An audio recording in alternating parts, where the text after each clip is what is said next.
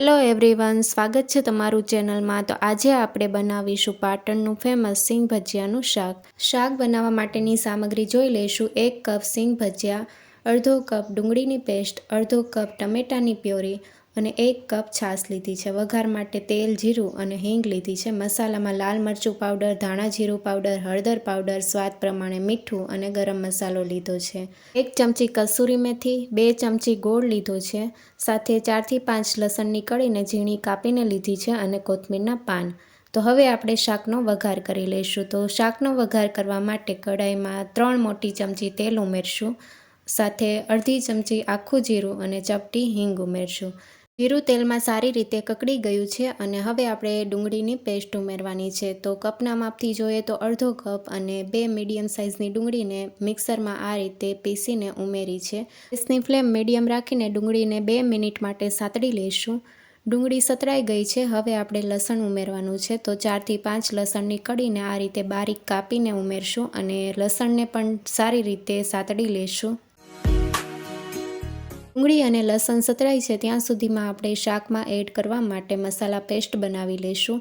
તો મિક્સિંગ બાઉલમાં અડધી ચમચી હળદર પાવડર, 1 ચમચી કાશ્મીરી લાલ મરચું પાવડર, 1 ચમચી ધાણા જીરું પાવડર, સાથે અડધી ચમચી ગરમ મસાલા પાવડર ઉમેરશું। સિંગ ભજીયાના શાકને ખાટો મીઠો સ્વાદ દેવા માટે 2 ચમચી ગોળ ઉમેરશું અને હવે આપણે થોડું પાણી ઉમેરવાનું છે। તો મસાલા મિક્સ થાય એટલું આપણે પાણી ઉમેરવાનું છે। તો 3 ચમચી જેટલું પાણી ઉમેરીને મસાલામાં મિક્સ કરી લઈશું।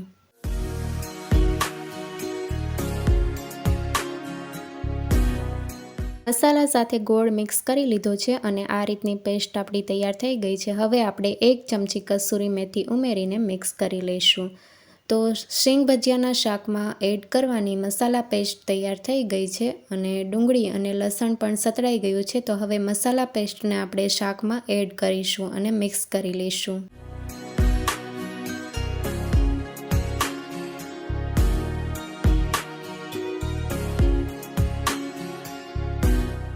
ડુંગળીમાં મસાલા સરસ એવા સતળાઈ ગયા છે અને સાઈડમાંથી તેલ છૂટું પડવા લાગ્યું છે। તો હવે આપણે અડધો કપ ટમેટાની પ્યોરી ઉમેરવાની છે। ટમેટા જલ્દી કૂક થઈ જાય તે માટે આપણે સ્વાદ પ્રમાણે મીઠું ઉમેરીને મિક્સ કરી લઈશું અને ટમેટાને આપણે 3 થી 4 મિનિટ માટે કૂક કરી લઈશું। ટમેટા સતરાઈ ગયા છે અને આ રીતે સાઈડમાંથી તેલ છૂટું પડવા લાગ્યું છે। તો હવે આપણે 1 કપ છાશ ઉમેરવાની છે।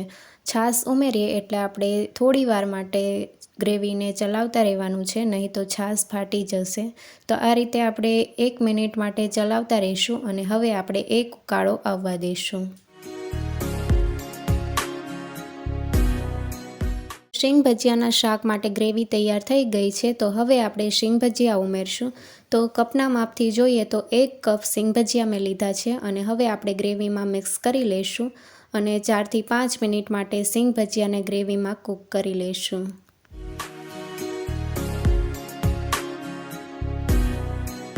સિંગ ભજીયા શાકમાં આપણે જ્યારે શાકને સર્વ કરવાનું હોય ત્યારે જ ઉમેરવાના છે। તો 5 મિનિટ જેવું થઈ ગયું છે અને સિંગ ભજીયા સરસ એવા ગ્રેવીમાં કૂક થઈ ગયા છે અને આ રીતે તેલ પણ છૂટું પડવા લાગ્યું છે। તો હવે આપણે ગેસની ફ્લેમ બંધ કરી દઈશું અને કોથમીરના પાન ઉમેરીને શાકમાં મિક્સ કરી લઈશું।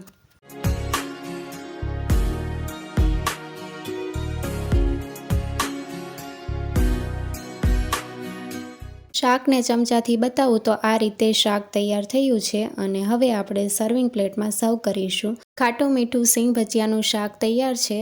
હવે આપણે ઉપરથી કોથમીરના પાન ઉમેરશું। તો આ રેસીપી તમને કેવી લાગી કમેન્ટ સેક્શનમાં જરૂરથી જણાવજો અને નવી રેસીપી જોવા માટે ચેનલને લાઇક, શેર અને સબસ્ક્રાઈબ કરો। Thank you for watching.